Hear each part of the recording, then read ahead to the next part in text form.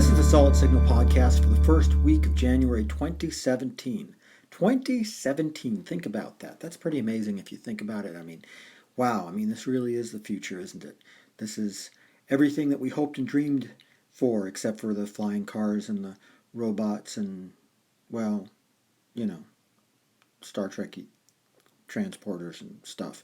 Anyway, but it's a pretty good future anyway, because we have things that futurists never expected that we would have, such as real-time access to pretty much every bit of information that has ever been learned, all in a device that's small enough to fit in your pocket. That is in itself pretty impressive. It's technology that I'm talking about here on the Solid Signal podcast, and it's almost always technology that I'm talking about. But this week, I'm talking about the Consumer Electronics Show, better known as CES, held this week in Las Vegas. Your Solid Signal blog team will be on site reporting on the stuff that nobody else reports on. We'll be taking on those off the beaten path kind of things that you won't find in the major websites. After all, we don't have a bus, we don't have a stage. What we have are some very plucky volunteers who are willing to put in 20-hour days just to make sure that you, the reading public, have something to enjoy. This is the anniversary of the first year that I've visited CES. 11 years ago was the first year that I went to CES, the 2006 show. And back then, of course, the idea of big TVs was just beginning to hit its stride. And, getting a 37-inch television for under $2,000 seemed really, really kind of exciting and cool.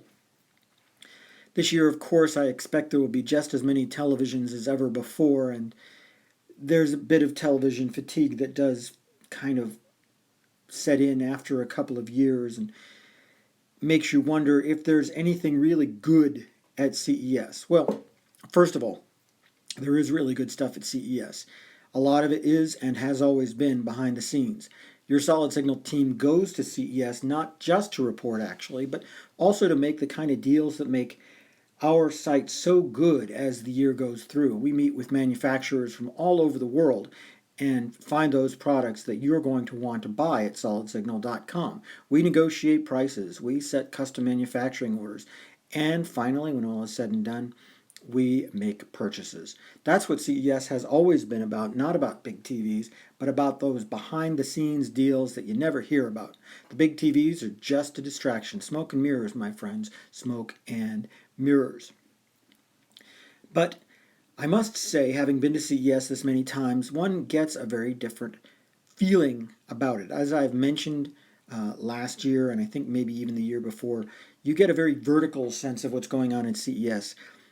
Instead of saying, hey, let's look at all these massively large TVs, you say, oh, well, LG's booth is smaller than it was last year, or wow, a Chinese manufacturer came in where Microsoft used to be. Stuff like that is what you notice when you've been there year in and year out. Some of the largest and most impressive booths don't change from year to year, and that's a shame. But on the other hand, you also get people like Casio who continue to take up a very large and dominant space, despite the fact that almost nobody goes into their booth. I love that one myself. It's a great place because you can always find somewhere to sit down. Personally, I found that the big manufacturers at CES do kind of bore me. Yeah, Samsung and Panasonic and LG and even TCL, which most Americans have not heard of, but they're a huge, huge maker of Chinese-made televisions. They're not the ones that are really exciting. What's really exciting are those folks who are really just giving it everything they've got to try to put out that next breakthrough product. Remember that there was a time that GoPro was in that category, that DJI was in that category. There was even a time, you could say, that Samsung was in that category, although that's going back a couple of decades before I really got involved with the show. It's those breakout new things that actually you don't expect that makes CES such a pleasure. It's not the things that you know will fail, like wearables, or the things that are already established and dominant, like televisions and drones and refrigerators.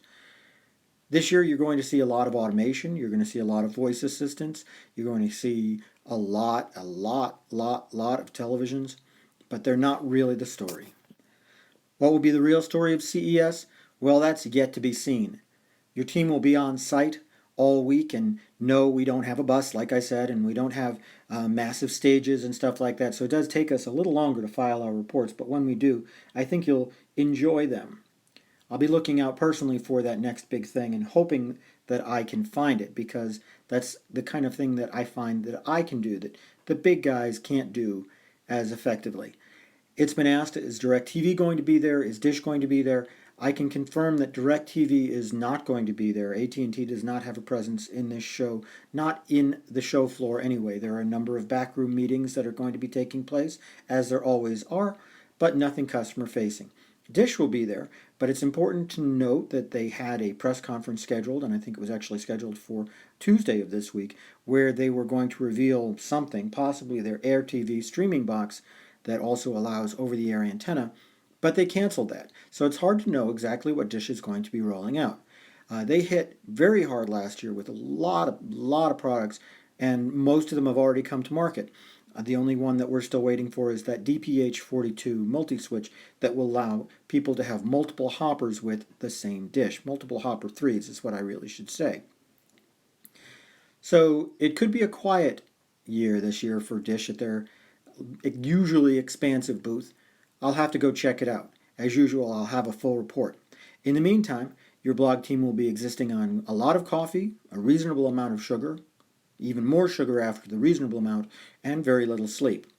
I look forward to bringing you all the best, and check blog.solidsignal.com for all of our CES reporting through the week and going on into Monday. We usually do a wrap-up on Monday after everybody's home. You guys have a great week, and I'll see you on the other side.